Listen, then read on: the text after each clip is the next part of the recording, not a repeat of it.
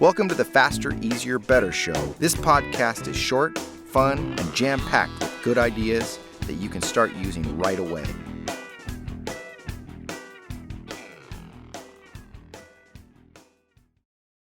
Welcome to another episode. I'm your co-host, Ellen, along with my co-host, Lee. Did you just fall out of an airplane? Well, out of sight, out of mind. True. So I'm doing this podcast by myself now. Oh, no, wait, you're still here. I can see you. But see, that's important. When you can see something, it's like in your front of your... In your face. Yeah, in your face. And I feel like sometimes, we talk about accountability. We talk about, deadline pressure. Sometimes it's just seeing the thing, sitting there saying, I got to get to that. That will push you over the edge from someday to today. Yeah. And I think out of sight, out of mind can go two different ways. Just like you're saying that, keeping it in front of you will remind you to do it, whatever it might be. And sometimes you have to make it in front of you even more than you might have. Because I think if you leave something out and it sits there long enough, you don't see it anymore. Because of the dust. Well, yeah, exactly. And then there's so many other questions I have. But sometimes out of sight, out of mind is good, because especially if it's distracting things. I've talked a million times about the importance of shutting your phone off or just putting it in a drawer so you don't see it and don't get distracted by it. Same with tablets. On your computer, using blockers so you can't go to distracting sites.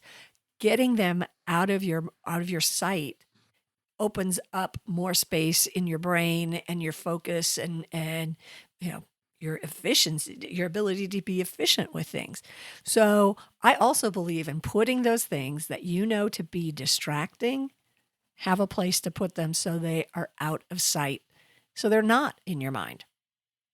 Well, we said a couple episodes ago about getting out, environment. And, I talked about getting away from the office because of all the projects that are sitting there. And then I should just focus on the one thing I have with me, which is there's something to that.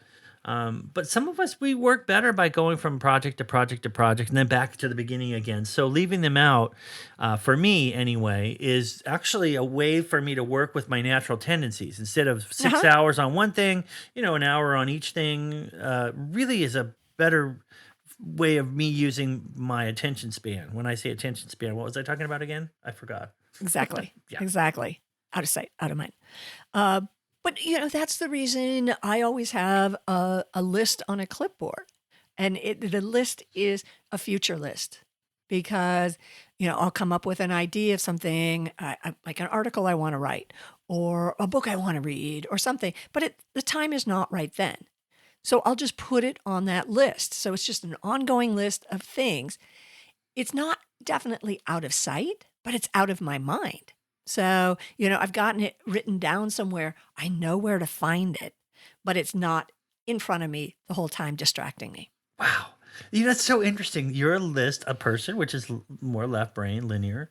I'm more of the right brain, I guess, because I like to put things in like little piles, like this pile is this. But I started to put them in file folders. Like you just said, things that I'm not ready to work on yet, but I don't want to forget about them. But I want them out, but I don't want them just like spread out all over the place. So I'm trying to find a more whole brain approach.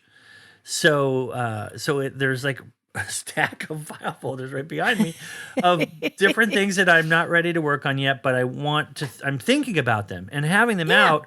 Somehow it just triggers ideas. Like it's kind of, we used to call it spooling, where like something was printing, but something was waiting to print, it was in the background. Sure. And so that's kind of how it is. It's like, I'm not really working on it, but because I saw the file this morning, my brain is still processing some ways to make it better or what might be a next step. And then I just jot down an idea and stick it in the folder. So when I open it up to start on it, eventually it's got all these little notes in it from Everything's there. Yeah, everything's in one place. Oh, I love that. Yeah. So we have both of our ways are efficient and effective, but they're different. And I think that's always been the message is as you listen to this show, you might say, well, that would never work for me.